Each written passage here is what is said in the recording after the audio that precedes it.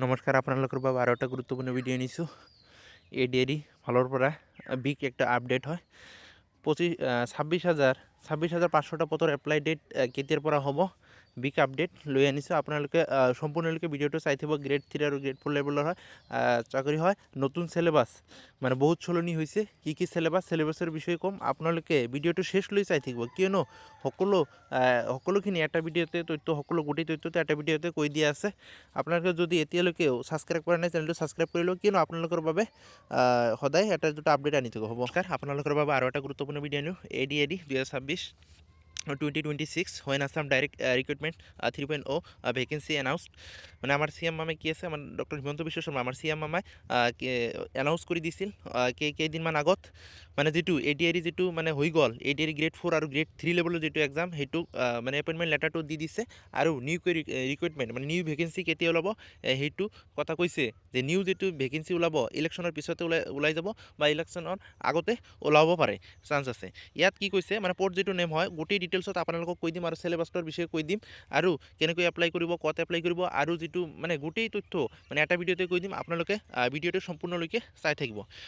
ইয়াত কি হৈছে, যিটো প'ষ্ট যিটো নেম হয় গ্ৰেড 3 এণ্ড গ্ৰেড 4 লেভেলৰ হয়, আৰু ভেকেন্সি টু বাই নটিফাই অৰ্গেনাইজেশ্যন যিটো নেম হয় ষ্টেট লেভেল ৰিক্ৰুইটমেণ্ট কমিশ্যন, আৰু যিটো কোৱালিফিকেশ্যন হয় ক্লাছ 8 যদি আপোনালোকে পাছ কৰিছে, তেনেহ'লে আপোনালোকৰ বাবে সেই পষ্টত এপ্লাই কৰিব পাৰিব। আৰু HS যদি মেট্ৰিক পাছ কৰিছে, হাই ছেকেণ্ডেৰী পাছ কৰিছে, যদি গ্ৰেজুৱেট কৰিছে, তেনেহ'লেও আপোনালোকে সেইবিলাক মানে গ্ৰেড 3 আৰু গ্ৰেড 4 লেভেলৰ কোনটো পষ্টত আপোনালোকে এপ্লাই কৰিব, শিক্ষাগত যিটো অৰ্হতা, বয়সৰ সময়সীমা, মানে কিমান শিক্ষাগতা, যদি মানে ক্লাছ 8 পাছ কৰিছে, অষ্টম শ্ৰেণী উত্তীৰ্ণ কৰিছে, তেনেহ'লে আপোনালোকে কোনটো পষ্টত গ্ৰেড 3 অথবা গ্ৰেড 4ত এপ্লাই কৰিব পাৰিব নে, গোটেইখিনি আপোনালোকৰ প্ৰচেছটো দেখুৱাম। আপোনালোকে সম্পূৰ্ণলৈকে চাই থাকিব।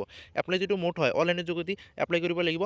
ইয়াত এপ্লাই যিটো ফিজ, মানে প্ৰথমত যেতিয়া 2022 চনত মানে যেতিয়া প্ৰথমৰ বাবে গ্ৰেড 3 আৰু গ্ৰেড 4 লেভেলত যেতিয়া এক্সাম হৈছে, তেতিয়া এপ্লাই ফিজটো লৈছিল, কিন্তু তাৰ পিছৰ পৰা লোৱা নাছিল। ষ্টাৰ্ট ডেট, লাষ্ট ডেট এতিয়াও মানে দিয়া নাই, দিব আৰু কিছুদিন মুহূৰ্ততে দি দিব। আপোনালোকে গোটেই ভিডিঅ'টো সম্পূৰ্ণলৈকে চাই থাকিব। গোটেই ডিটেইলছত মই কৈ দিম আপোনালোকক। ইয়াত ADAR 2026 ইয়াত আপোনালোকে চাব পাৰে। ইয়াত মানে প্ৰথমত কি আছে, 2022 যিটো মানে 2022 যেতিয়া মানে সেই ৰুল হিচাপত আপোনালোকক এক্সামটো হৈ যাব। ইয়াত ক্লাছ 3 আৰু ক্লাছ 4 লেভেলৰ যিটো কৈছে ইয়াত আছে, আপোনালোকক কৈ দিম, আপোনালোকে চাই থাকিব। ইয়াত ADAR 3.0 ডিটেইলছ, ইয়াত যিটো পষ্ট নেম হয় গ্ৰেড 3 আৰু গ্ৰেড 4 লেভেলৰ হয়, ষ্টেট লেভেল ৰিক্ৰুইটমেণ্ট কমিশ্যন।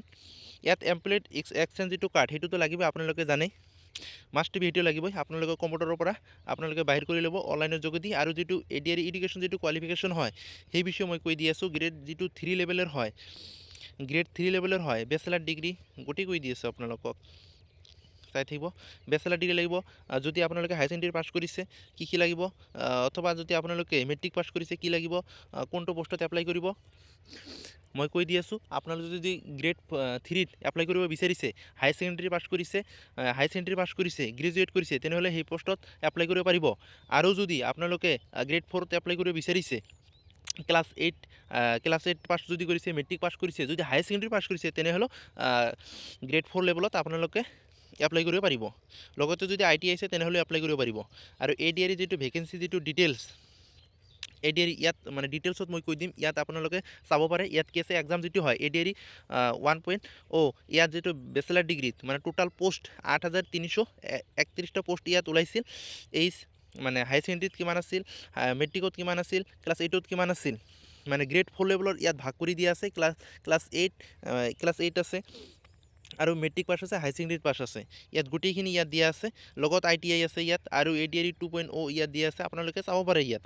আৰু যিটো ADAR যিটো এজ লিমিট হয়, 8ৰ পৰা 40 বছৰলৈকে আপোনালোকে সেই পষ্টত আবেদন কৰিব পাৰিব। যদি আপোনাৰ বয়স 8ৰ পৰা 40 বছৰ আছে, তেনেহ'লে সেই পষ্টত এপ্লাই কৰিব পাৰিব। আৰু এজ ৰিলেক্সেশ্যন আছে ইয়াত। OBC MOBCৰ কাৰণে 3 বছৰ, SC STৰ কাৰণে আছে 5 বছৰ, এক্স ছাৰ্ভিচমেনৰ কাৰণে আছে 2 বছৰ, PWDৰ কাৰণে আছে 10 ইয়াৰ্ছ 10 বছৰ। আৰু আপোনালোকৰ যিটো এডমিট কাৰ্ড, HS মানে মেট্ৰিকৰ এডমিট কাৰ্ডটো, সেইটো লাগিবই, আপোনালোকে জানে, মাষ্ট বি লাগিবই। আৰু ADAR যিটো এপ্লিকেশ্যন ফিজ, যেতিয়া প্ৰথমত মানে ওলাইছিল যেতিয়া ভেকেন্সি ADAR 1.0 সেইটোত মানে গ্ৰেড 3 আৰু গ্ৰেড 4 লেভেলত গ্ৰেড 3 লৈছিল, মানে যিটো আবেদন যিটো মাছিল লৈছিল 350 টকা, আৰু SC STৰ কাৰণে আছে 250 টকা আছিল, আৰু গ্ৰেড 4 লেভেলত আছিল 200 টকা। কিন্তু এতিয়া নলয় গ্ৰেড যিটো মানে গ্ৰেড 3 আৰু গ্ৰেড 4 লেভেলৰ যেতিয়া মানে দ্বিতীয়বাৰৰ বাবে হৈ গ'ল তেতিয়া কি আছে মাচুলটো লোৱা নাই। কিন্তু এইবাৰো যেতিয়া 3.0 মানে যেতিয়া তৃতীয়বাৰৰ বাবে ওলাব সেইবাৰো কি আছে মোৰ সেইটো বিশ্বাস মাচুল নলয়। আৰু ADAD যিটো চিলেকশ্যন প্ৰচেছ হয় গোটেইখিনি ইয়াত দিয়া আছে। ADAD যিটো চিলেকশ্যন প্ৰচেছ হয় ৰাইটেন এক্সামিনেশ্যন আপোনালোকে চাব পাৰে ৰিটেন এক্সামিনেশ্যনত ইয়াত কি দিয়া আছে আপোনালোকে পেপাৰ 1 যিটো আছে মানে গ্ৰেড 4 লেভেলৰ হ'ব, পেপাৰ 2 যিটো সেইটো গ্ৰেড 4 লেভেলৰ, পেপাৰ যিটো 3 হয় ইয়াত যদি আপোনালোকে হাই ছেকেণ্ডেৰী পাছ কৰিছে তেনেহ'লে পেপাৰ 3, আৰু যদি পেপাৰ 4 যিটো হয় সেইটো বেচেলাৰ ডিগ্ৰী হয়, আৰু পেপাৰ 5 হয় ক্লাছ 10 লেভেলৰ হয় সেইটো ড্ৰাইভাৰ পোষ্ট হয়।